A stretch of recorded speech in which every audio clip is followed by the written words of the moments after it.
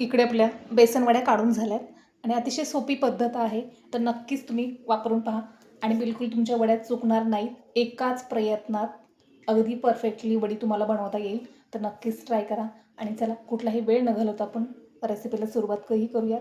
अगदी साधी आहे, सोपी आहे आणि खूप कमी वेळेत ही वडी तयार होते. तर चला सुरुवात करूयात.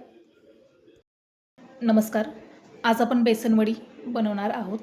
त्यासाठी इकडे साहित्य घेतले आणि अगदी साधी आहे, सोपी आहे. ही पद्धत जर वापरली तर बेसनवडी बिलकुल चुकणार नाही. तर चला आपण आता बेसनवडीचं साहित्य पाहूया. इकडे आपण बेसन पीठ घेतलं आहे या वाटीने 2 वाट्या आणि साखरसुद्धा आपल्याला 2च वाट्या घ्यायच्या या वाटीने. सुरुवातीला मी 1 वाटी घेतली आहे आणि पाक बनवत असताना परत आणखीन 1 वाटी घेणार आहे. इकडे आपण तूप घेतले आणि तूप आपण अर्धी वाटी घेतले. असं आपलं साहित्य आहे आणि बेसन वडीच्या वरती तुम्हाला ड्रायफ्रूट किंवा खोबऱ्याचा खीस किंवा कोकोनट पावडर जे वापरायचं ते वापरू शकताय. तर चला पुढची कृती करूया. इकडे आपण गॅसवरती कढाई ठेवली आहे. आत्ता आपल्याला बेसन पीठ भाजून घ्यायचं आहे आणि सगळ्यात सुरुवातीला यामध्ये जाईल तूप.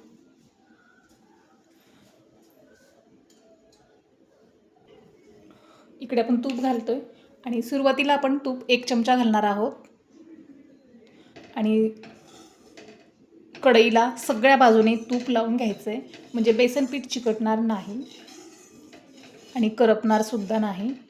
तर हे तूप विरघळलेलं आहे. तर यामध्ये आता बेसन पीठ घालूया.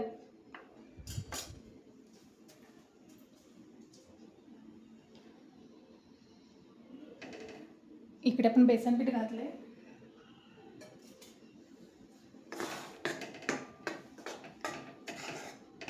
आता हे मिक्स करूयात आणि आपण बेसन पीठ घातल्याच्या नंतर सतत याला फिरवत राहायचं, म्हणजे खाली चिकटणार नाही.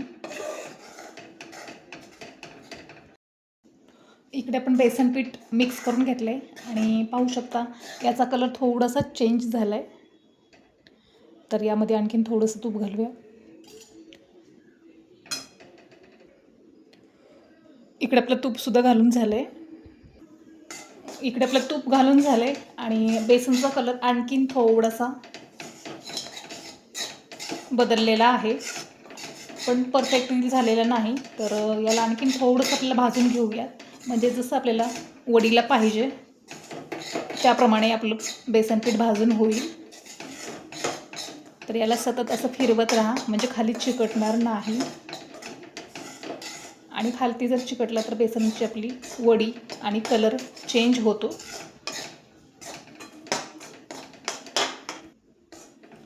इकडे आपलं बेसन पीठ भाजून झालं आहे, तर आपण हे काढून घेऊया आणि याच कढाईमध्ये आपण पाकसुद्धा बनवूयात.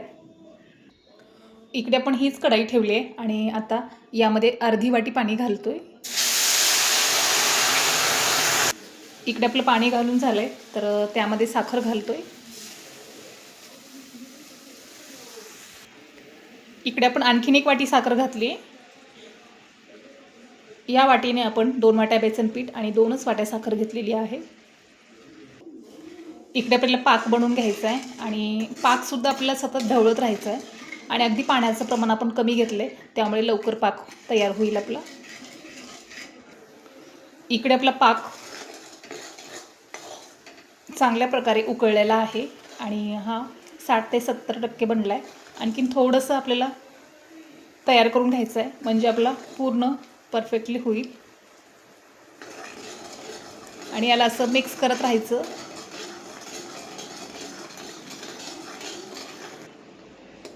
इकडे आपला पाकसुद्धा तयार झाला आहे आणि आपल्याला जास्तीचा करून घ्यायचा नाही. अगदी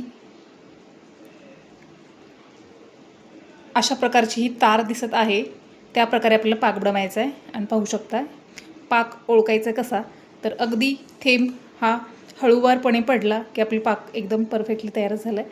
तर आपण यामध्ये बेसन पीठ घालूयात. इकडे आपण या पाकामध्ये बेसन पीठ घालूयात आणि हे मिश्रण आता मिक्स करून घेऊया.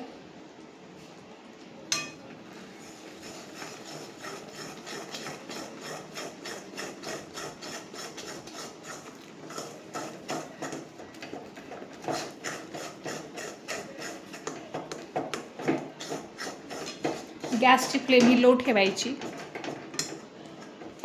आणि याला थोडंसं फिरवत राहायचं. आणि आता हे मिश्रण आपलं परफेक्टली तयार झालं. तर अगदी थोडंसं आपण याला एक छोटासा चटका देऊयात आणि नंतर आपण एका ताटामध्ये किंवा प्लेटमध्ये तुम्ही काढून घेऊ शकता. आणि सगळ्यात सुरुवातीला प्लेटला थोडंसं तूप लावून घ्यायचं आहे आणि त्यावरती हे बेसन वडी घालायचे. इकडे आपण एक ताट घेतलं आहे आणि त्या ताटाला तूप लावलं आहे. तर यावरती आपल्याला बेसन वडी घालायची आहे. आणि आता बेसन वडीसुद्धा आपण गॅस ऑफ करून घेऊयात काढून. तर इकडे बेसन वडी घालूयात.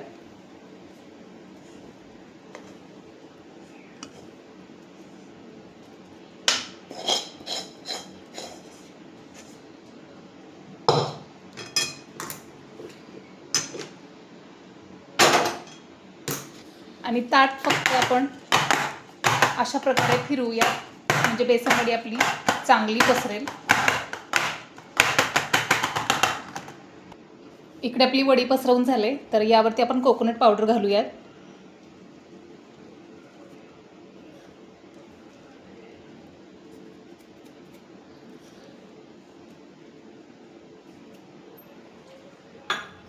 नंतर आपण वाटीने यावरती थोडंसं प्रेस करूयात म्हणजे चांगल्या प्रकारे वडीला मिक्स होईल.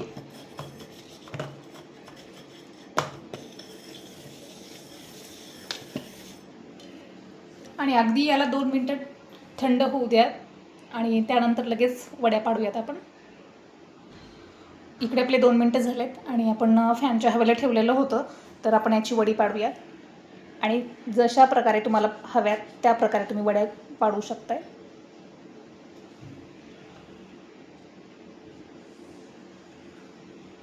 अगदी सहज पडत आहेत.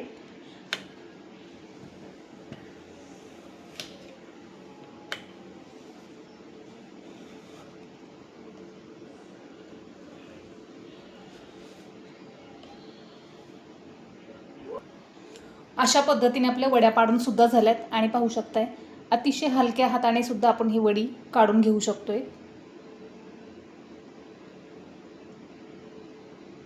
आणि चवीला सुद्धा खूप उत्तम अशी झालेली आहे आणि अशी कडकन फुटणार नाही आहे. अतिशय मऊ पद्धतीने ही फुटणार हे पाहू शकताय. इकडे आपल्या वड्या पाडून झाल्यात आणि अतिशय सुंदर अशा. तर नक्कीच आपल्या चॅनलला सबस्क्राईब करा आणि चला भेटूयात आपण नेक्स्ट व्हिडिओमध्ये. तोपर्यंत धन्यवाद.